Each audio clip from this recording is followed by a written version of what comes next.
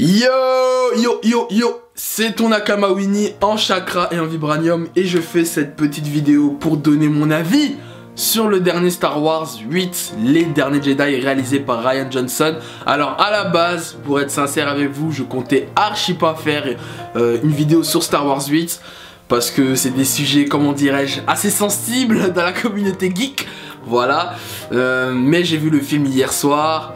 Ça a réveillé mes vieux démons, tu vois. Je pouvais pas rester là silencieux. Surtout, j'ai parlé du film avec des collègues à moi, des Nakama sur les réseaux sociaux, Twitter, Facebook, tout ça. Il y a eu des retours assez mitigés sur le film. On n'était pas d'accord sur certains points, donc je me suis dit autant en faire une vidéo comme ça. Je mets les points sur les i, les trémas sur les i plutôt sur ce film-là. Donc Star Wars 8, Les Derniers Jedi, qui reprend donc les événements après Star Wars 7, le réveil de la force. On suit donc plusieurs axes dans ce film. On suit dans un premier temps donc la rencontre entre Rey et Luke Skywalker, voilà, entre les deux. Et on suit aussi la résistance qui essaie de résister au Premier Ordre, qui devient de plus en plus puissant. Voilà, de toute façon, on sent un petit peu la vibe l'Empire contre-attaque. On va pas se mentir dans ce film. De toute façon, rien que le logo rouge là, ça annonçait la couleur, que c'était vraiment le côté obscur de la force qui allait prendre le dessus dans ce film. Donc on allait se concentrer sur le Premier Ordre. Et ça s'est senti dans le film. Donc, moi, qu'est-ce que j'ai pensé du film Star Wars 8, clairement. Déjà, faut savoir que Star Wars 7, le réveil de la force, je l'avais trouvé pas nul, mais assez décevant dans le sens, ça se voit, c'était un film introductif pour mettre les bases sur les nouveaux personnages, sur les nouvelles intrigues qui allaient arriver dans la trilogie. Donc c'était vraiment une longue bande-annonce de 2 heures, voilà, clairement. Après, il y avait des choses que j'avais bien aimé, les personnages, quelques trucs intéressants, mais bon, ça m'avait pas... Wouah, la grosse dinguerie, tu vois. Surtout que ça faisait 10 ans qu'on attendait ce Star Wars 7, qui était donc le premier Star Wars version Disney en live action. Donc, moi, ce que j'ai pensé du coup de Star Wars 8, à titre personnel, et cela n'engage que moi, je l'ai trouvé meilleur que le 7 quand même, meilleur que Rogue One. Le film est très beau à regarder, les effets spéciaux sont incroyables, de très bons plans, mais franchement, c'est toujours pas digne d'un vrai Star Wars pour moi. Voilà, je sais que les gens vont dire non, Winnie, voilà, tu as osé blasphémer la communauté. Voilà, moi je suis désolé, franchement le film est correct, c'est pas un mauvais film, mais c'est pas un truc de fou. C'est toujours pas digne d'un vrai Star Wars. Franchement, le film est long. Le film est très très long. Mais bon, ça, je vais y revenir dans quelques instants. Et vraiment, il y a beaucoup de choses qui m'ont déçu. En fait, ça m'a laissé un peu sur ma faim. Sur certains points. Après, quand même, gros point à noter, le film est très audacieux. Franchement, il te prend à revers sur certains points. Il y a de gros twists.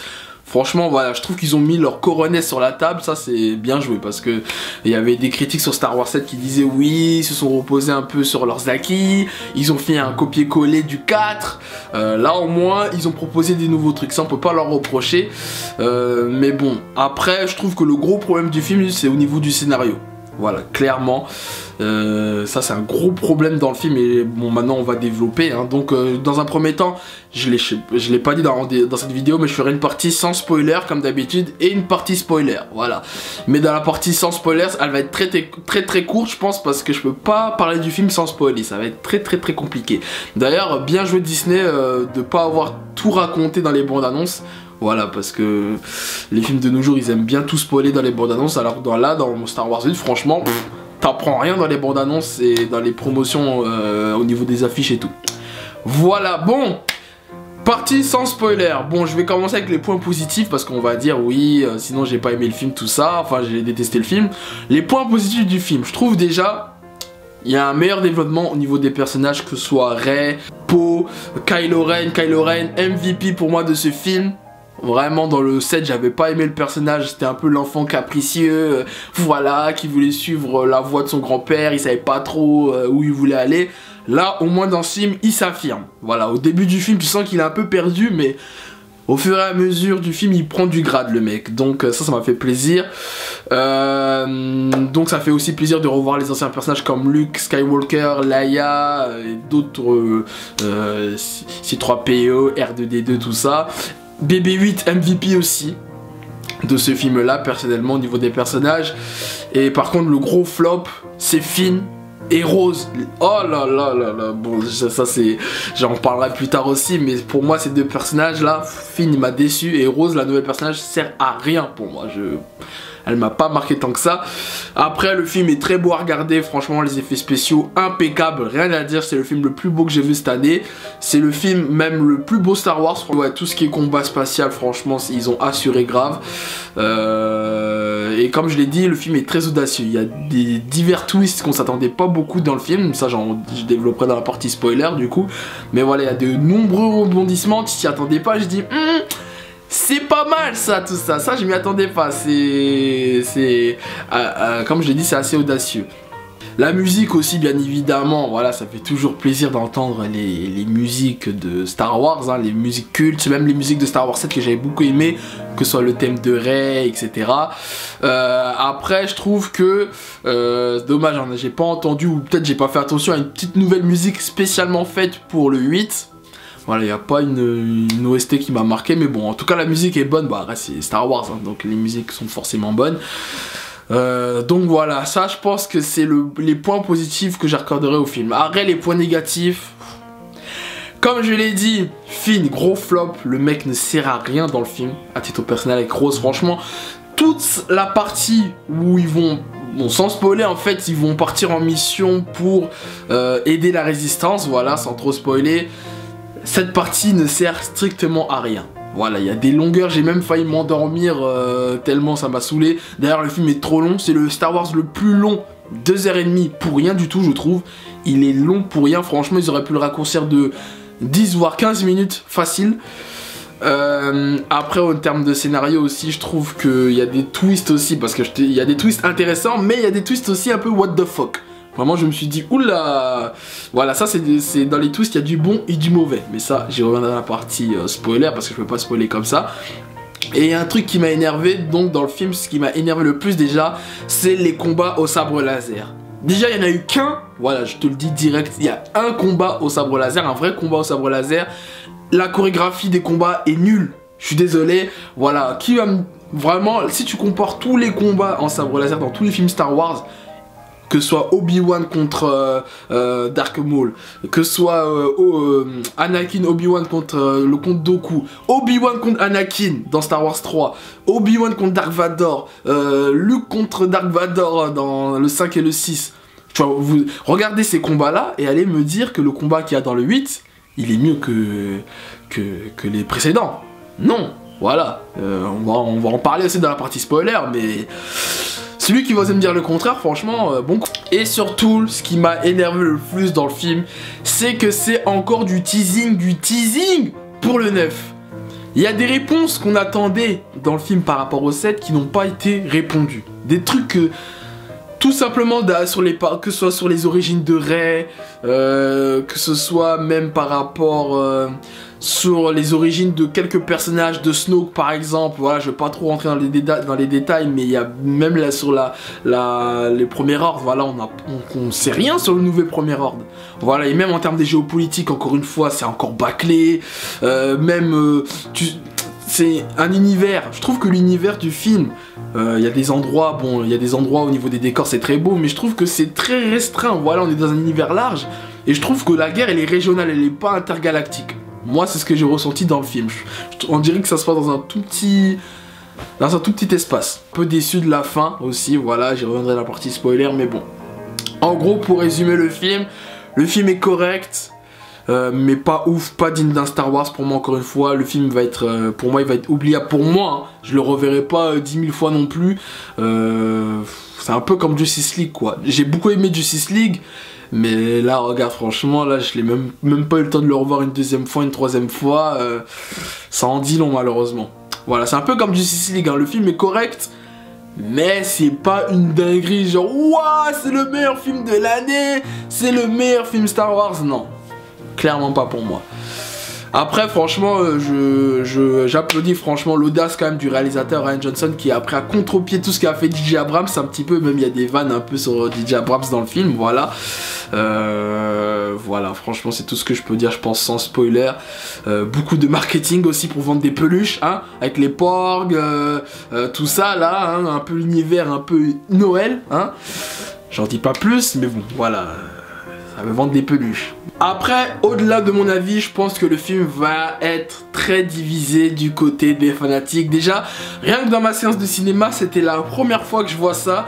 Une partie du public a applaudi et l'autre partie a hué le film. C'était jusqu'à les gens ils ont dit mais pourquoi tu applaudis, pourquoi tu hues. C'était clash total dans la salle de cinéma. C'est la première fois que je voyais ça. Et même les réactions de la presse, ils ont à peu près kiffé le film. La critique du spectateur est aussi très mitigée. Et aux États-Unis apparemment ils sont en train de le lyncher le film. Aucune pitié apparemment, donc voilà, je pense que le film va faire beaucoup parler.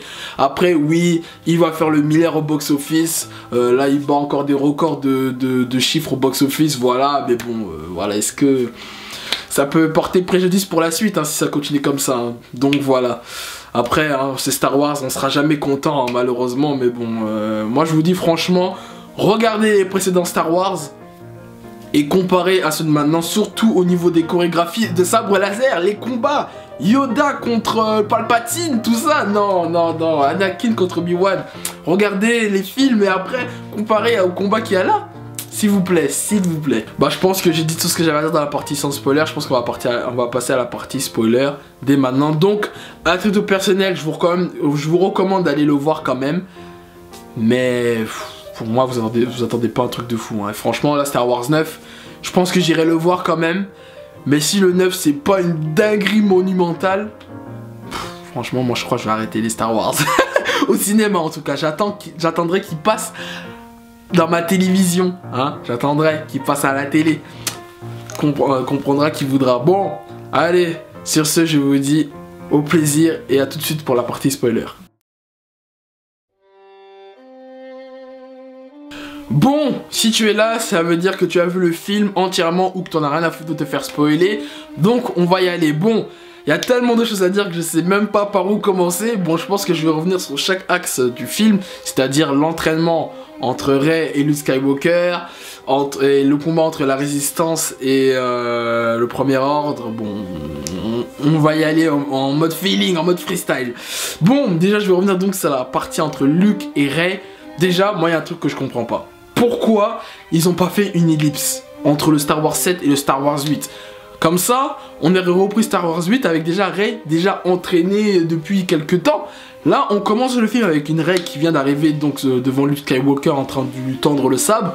Déjà, Luke, il balance le sabre. Alors là, je m'attendais à toutes les réactions sur ça parce que c'est vrai qu'il y a beaucoup d'humour dans le film. L'humour bien dosé, je trouve. Par rapport à Marvel Studios, parfois il y a de l'humour qui casse le rythme un peu. Là je trouve que l'humour qu'il y avait dans Star Wars ne casse pas le rythme, voilà. Et surtout l'humour par exemple de Luke Skywalker était un humour très noir, tu vois, par exemple. Bon, pas lorsqu'il balance le sabre comme ça, franchement je m'attendais à une meilleure blague du genre... il aurait pu dire un truc du genre, je sais pas moi, ah, le sabre. Et t'avais pas trouvé une main par hasard avec le sabre, tu vois, par rapport à la main qu'il a perdue contre Dark Vador dans le 5, ça aurait été plus drôle que de le balancer comme ça, franchement ça veut dire quoi ça?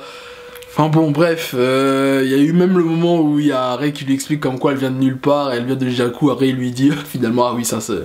Effectivement si tu viens de nulle part, bon ça c'était assez marrant, mais bon bref ce que je voulais dire par rapport à la relation entre Luke et Rey, la relation entre les deux personnages fonctionne bien, mais je trouve elle a l'entraînement et le temps qu'a passé Rey sur l'île est bâclé. Déjà la meuf elle s'entraîne en 2-3 jours on dirait, normal, je trouve que l'entraînement entre elle et Luke est bâclé, on voit pas grand chose de l'entraînement. Voilà, encore une fois, je suis désolé hein, de comparer au film précédent, mais j'ai pas le choix. Regarde quand tu vois l'entraînement d'Obi-Wan avec Anakin, quand tu vois l'entraînement entre Yoda et Luke, même Obi-Wan, Luke d'ailleurs, tu vois que l'entraînement est plus travaillé, plus peaufiné, tu vois, vraiment tu es dans les bails de la force. Là franchement, ça m'a pas transcendé. Après je trouve que le personnage de Luke dans le film, il est intéressant. Voilà, c'est un vieux papy badass, voilà, un peu tourmenté, qui a un peu échoué dans sa mission de former une nouvelle génération de Jedi, voilà, surtout par rapport à sa relation avec Kylo Ren. Je trouve que c'était assez audacieux de faire ça parce que moi, je m'attendais pas à ce que le personnage de Luke se vieillisse comme ça, quoi. Moi je pensais que vraiment Luke c'était vraiment le héros, la légende, tu vois, et juste justement ils en parlent dans le film comme quoi c'est vraiment Luke Skywalker, c'est vraiment une fiction, une légende, mais que une légende imaginée par des fanatiques entre guillemets, mais que vraiment les gens ils se font des fausses idées par rapport à lui. D'ailleurs à la fin il y a Luke qui meurt. En mode Doku de la balance dans les Chevaliers du Zodiac, le mec. D'ailleurs, il y a aussi Maître Yoda qui revient, mais bon, ça je vais revenir aussi un peu plus tard. La mort de Luke, par contre, j'étais assez déçu. Voilà, je le dis clairement. Je m'attendais à tout sauf ça comme mort. Franchement, déjà, ça m'a énervé parce qu'à la fin, lorsqu'il arrive sur la planète du sel, là, je m'attendais à un vrai combat entre lui et Kylo Ren. Même si Kylo Ren l'aurait tué, bon, ça aurait été un peu genre le mec qui, normal, il tue Han Solo, le mec qui tue Luke Skywalker, mais au moins ça aurait été cool, tu vois, un vrai dernier combat de Luke Skywalker avec le combat de sabre, tu vois, mort facile. Alors là, le mec il est mort en mode hologramme, franchement ça a tué ma hype, ça m'a tellement énervé ça quand j'étais au cinéma, oh là là. Et moi j'étais là, j'étais hypé, je dis aïe, il y aura un vrai combat entre les deux, et bah non, douille, grosse douille, pas de combat entre les deux. En parlant de mort, il y a aussi Snoke qui meurt. Alors là, ça aussi, je m'y attendais vraiment pas. Ça, c'est le gros twist du film. Parce que voilà, on te présente l'empereur Snoke comme le nouveau méchant, le nouveau Palpatine de la trilogie. Et là, clic, il se fait tuer comme ça par Kylo Ren. D'ailleurs, je trouve que la mort est un peu débile. Parce que tout au long de la scène, tu vois le mec, il sent quand Rey veut utiliser la force pour le sabre, etc. Et là, tu vas me dire qu'il a pas senti le sabre bouger par Kylo Ren. Où le mec était tellement concentré à regarder la petite qu'il était... il était pas concentré, mais bon, non, franchement, sa mort est un peu pitoyable, je trouve. Mais après, le fait que Kylo Ren, justement, pour revenir au personnage, parce que j'ai dit que c'est le gros MVP de ce film, je trouve qu'il a monté en grade, il est devenu vraiment charismatique, le mec. Je trouve que c'est bien, parce que moi, je pensais qu'il allait un peu, du coup, revenir du côté lumineux. De toute façon, on le sent tout au long du film que le mec... il hésite à revenir du côté lumineux, à passer définitivement du côté obscur de la force, parce que même au moment où il veut tuer sa daronne, là, Leia, il hésite, tu vois, tu sens quand même que le mec, il est à deux doigts de pencher vers le côté lumineux, mais finalement, le mec, il nous reprend un revers, il veut devenir le nouveau suprême leader, il veut à nouveau créer son propre horde et un coup d'état, quoi, en gros. Donc ça c'était assez astucieux, ça j'ai beaucoup aimé ce genre de twist, même si voilà malheureusement pour Snoke c'est dommage, on sait rien de lui, on sait pas pourquoi il est devenu le suprême leader, il a entraîné qui, il s'est fait former par qui, on connaît rien du premier ordre comme j'ai dit dans la partie sans spoiler, pourquoi ils sont là, ils ont réussi jusqu'à mettre à mal la résistance, enfin je sais pas, ils sortent de nulle part, on n'a aucune explication. Ça m'énerve. Que dire encore aussi sur les parents de Rey? Les parents de Rey qu'on nous a teasé depuis le 7. Là, encore une fois, parce que dans le film, ils nous disent oui, non, finalement, ses parents, c'est vraiment des paysans de Jakku. Moi, j'y crois absolument pas. Ça, c'est encore de la manipulation du teasing pour le 9. Voilà, parce que tout le plan, là, toute la scène où elle est dans la grotte, là, et même elle touche le miroir, elle croit qu'elle va voir un de ses parents, là. Non, ça n'a pas été fait pour rien, ça c'est obligé, il y a quelque chose qui se casse derrière. Après je sais pas qui sont ses parents, il y a une rumeur, j'ai vu sur internet comme quoi apparemment les parents de Rey seraient dévoilés dans le jeu Star Wars Battlefront 2 qui est sorti là sur PlayStation et Xbox One et PC là, par EA, c'est ça. Voilà, apparemment ils nous dévoilent les parents de Rey. Après je sais pas, j'ai pas joué au jeu encore, mais bon voilà, pour ceux qui ont joué au jeu, je vous invite à me dire ce que vous en pensez dans les commentaires, mais apparemment les parents de Rey seraient dans le jeu. Ok, parce qu'en plus il faut savoir que le jeu là, Star Wars Battlefront 2, il est canon au film Star Wars là, qui est au cinéma, donc peut-être. Il y a d'ailleurs, en parlant de théorie, il y a une autre théorie ici sur la mort de Luke et de Snoke, comme quoi apparemment, pour Star Wars 9, parce que là on voit clairement que ça va être Kylo Ren le boss final, voilà, entre guillemets, mais on voit aussi que comme Snoke et Luke ils sont un peu morts bizarrement, il y a des rumeurs comme quoi que apparemment Luke et Snoke vont se battre dans la force. Voilà, j'ai vu des rumeurs comme ça aussi sur le net, parce que même il y a Luke avant de mourir, il dit on se reverra petit, ne t'inquiète pas tout ça, donc peut-être que Luke va revenir. Voilà, c'est assez surprenant qu'il fasse mourir Luke, mais pas Leia. Hein. D'ailleurs, en parlant de Leia, le truc chelou du film, quand elle revient dans le vaisseau spatial là avec la force. Alors là je m'y attendais vraiment pas, ça aussi. Moi je pensais qu'elle allait dead, puisque l'actrice Carrie Fisher, RIP, elle est vraiment morte dans la vraie vie. Je me suis dit bah ça y est, là c'est le bon moment pour la faire mourir. Eh bah non, la meuf elle revient. Ok. D'ailleurs, l'utilisation de la force est assez intéressante dans le film parce que bon, déjà, Leia elle utilise la force. Voilà, d'ailleurs, je trouve que le film aurait dû vraiment s'appeler Le Réveil de la Force, hein, parce que tout au long du film, on parle de la force. Et ce que je voulais dire, la relation entre Kylo Ren et Rey, enfin par rapport à l'utilisation de la force, par rapport à leur connectivité, elle est assez intéressante. Voilà, c'est une facette de la force qu'on n'avait pas connue.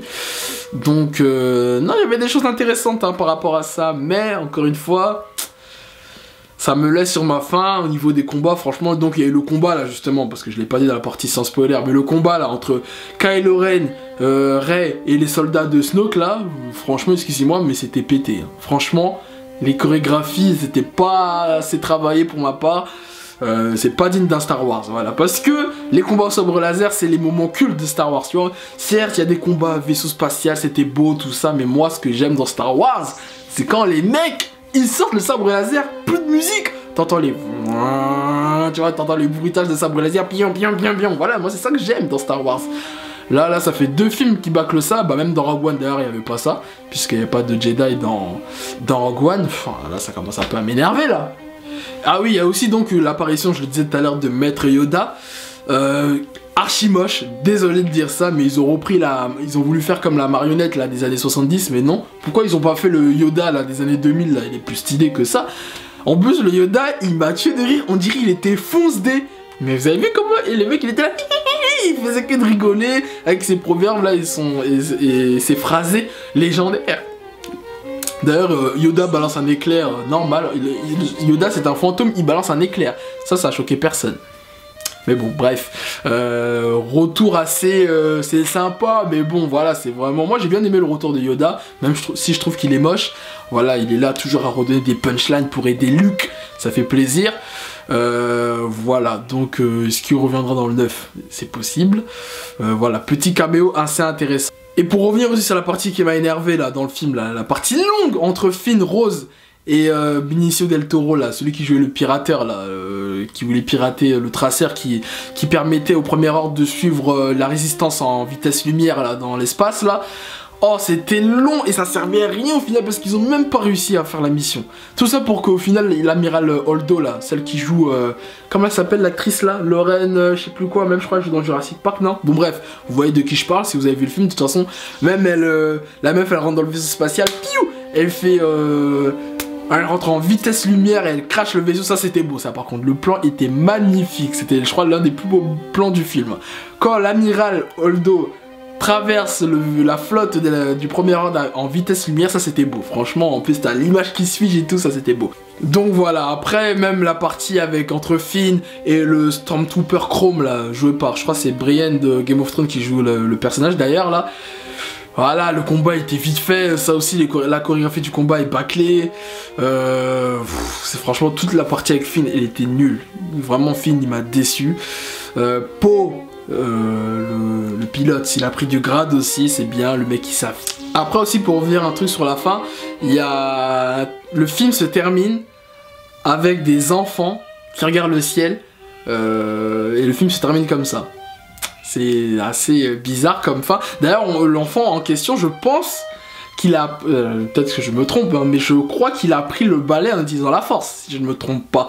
En plus, on voit qu'il a une bague de la résistance, donc on voit qu'à la fin, il y a une nouvelle génération de petits Jedi qui va arriver.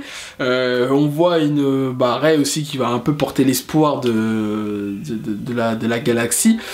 Donc vraiment, je sais pas c'est quoi la direction qu'ils vont aller pour le 9.